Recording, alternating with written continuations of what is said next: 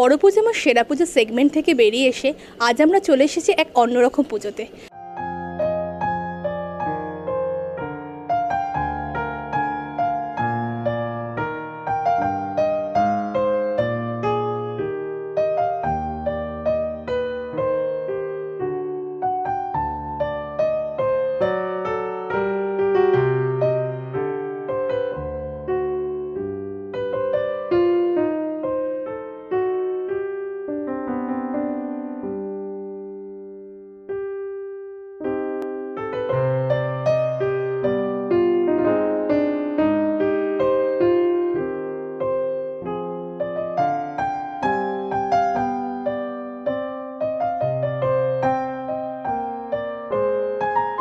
এই নিয়ে 12 বছর হলো। তার আগে আমাদের ঘটে পুজো হতো, আর মূর্তি সহকারে পুজো যেটা হচ্ছে ওটাই এই বছর নিয়ে 12 বছর।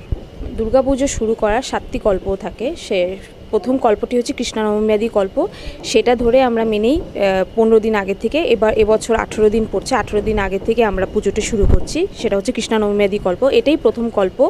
আর এই কল্পতে আমরা বোধন মাকে করতে পারছি, তার সাথে মানে পুজোটা শুরু করে মাকে জাগিয়ে মাকে পুজো করে 15টি দিন ধরে এক একটি উপচার এক একটি দ্রব্য দিয়ে মাকে জাগিয়ে মাকে পুজো করে আমরা নবমীতে মাকে দক্ষিণান্ত দিয়ে দশমীতে মাকে বিসর্জন দিচ্ছি। হ্যাঁ, বোধন আমাদের এখানে এমনি শাস্ত্রমতো বোধন আমরা 2টো দিন করে থাকি, যেটা হচ্ছে কৃষ্ণনবমী কল্প, যেটা 15 দিন আগে, আর একটা ষষ্ঠীতে বোধন করে থাকি। তো আমাদের ষষ্ঠীতে সকালবেলাতে পুজোটা হচ্ছেই, তার সন্ধ্যেবেলা আমরা অধিবাস এবং আমন্ত্রণ করছি। তার সাথে আমাদের সপ্তমীতে আমরা যেমন কলাবকে চান করাচ্ছি, ঘাটে নিয়ে যাচ্ছি, ঘাটে নিয়ে মাকে সূর্য উদয় মানে উদয় হওয়ার আগে আমরা মাকে ওখানেই চান করিয়ে মাকে কলাবু হিসেবে মাকে ওখানে নতুন বস্ত্র পরিধান করে মাকে ওখানেই পুজো করে মাকে পুষ্পাঞ্জলি দিয়ে মাকে এখানে এনে আমরা মাকে একটা সদস্য হিসাবে এনে মাকে এখানে সবার সাথে সম্মুখী করিয়ে তারপরে মারও এখানে মাকে একটি নবপত্রিকার রূপে মাকে এখানে আমরা পুজো করে থাকছি।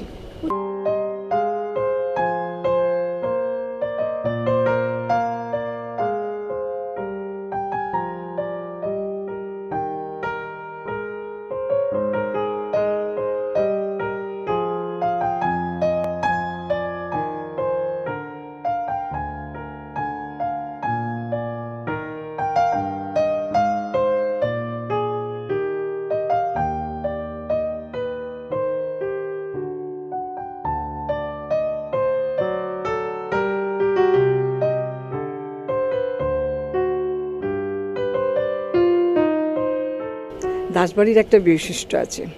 প্রথমেই দাসবাড়ির ছেলেমেয়েরা পড়াশোনা শিখে তারা এই পুজো নিজে হাতে করে কী করে করবে সেই শিক্ষাই গ্রহণ করার পরে আস্তে আস্তে তাদের এর মধ্যে আনন্দ বাড়ে, এবং এই আনন্দ নিয়েই তারা তখন চিন্তা করে যে নানা রকম পুরনো বই, আগেকার সেই সব প্রাচীন বইগুলোকে জোগাড় করতে।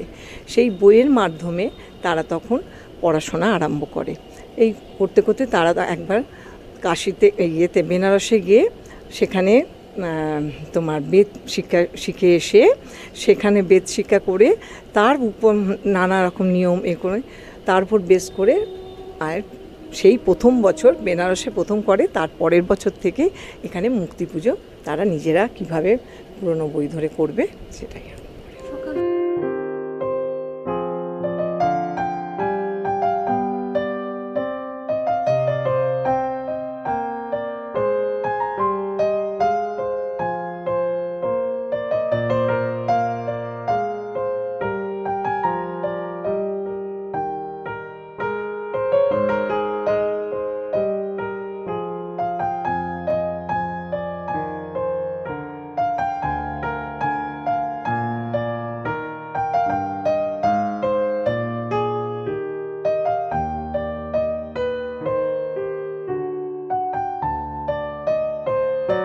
অ্যাকচুয়ালি মাকে পুজো করতে বাবার একটা আশা তো সারা বছর ধরে থেকেই থাকে। আর নিজে থেকে পুজো করি, নিজেই গোছাই, নিজেই করি। চণ্ডীপাঠের জন্য আসে জোগাড়ের ঠাকুমশাই থাকে, কিন্তু পুজোটা মেনলি আমি নিজেই করে থাকি। 15টা দিন নিষ্ঠা সহকারে কোনো অফিস কিছু না গিয়ে বাড়িতেই থেকে খালি পুজো করার চেষ্টা করি, যাতে কোনোভাবেই বিঘ্ন না হয়। না, পুজোটা তো একা হাতে করা সম্ভব হয় না। তন্ত্রধারক থাকে যিনি মন্ত্র উচ্চারণ করে থাকে, এছাড়াও চণ্ডীপাঠের ঠাকুমশাই থাকে, বেদপাঠের ঠাকুমশাই থাকে। এসব মেন পুজোটা যেটা হয়ে থাকে সেটা আমি পুরোটাই নিজে করে থাকি।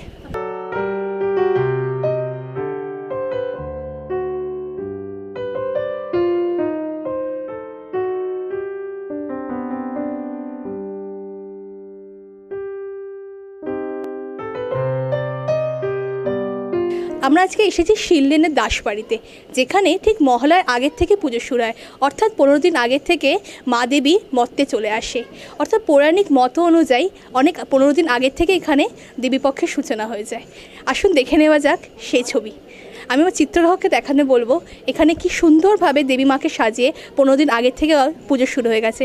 আমরা এখানে দেখতে পাচ্ছি দেবী মা সুন্দরভাবে সাজানো রয়েছে এবং তার সামনে ঘর থেকে শুরু করে যাবতীয় রয়েছে, অর্থাৎ মহালয়ার আগের থেকে এখানে পুজো শুরু হয়ে গেছে। পৌরাণিক মতে 15 দিন আগের থেকে এই দাসবাড়িতে পুজো শুরু হয়ে যায়। তো এইবার আমরা সেই দাসবাড়ি পুজোতে এসেছি, যেখানে আমরা একেবারে সম্পূর্ণ নতুন রকম এক জিনিস দেখছি, অর্থাৎ পিতৃপক্ষ সূচনা থেকে মা আমাদের মর্তে চলে আসেন। সেই জিনিস দেখাতে আমরা চলে এসেছি আজ দাসবাড়িতে। ক্যামেরায় প্রসেনজিৎ শীলের সাথে অর্ণিকা ঘোষের রিপোর্ট, আর্টেজ নিউজ, কলকাতা।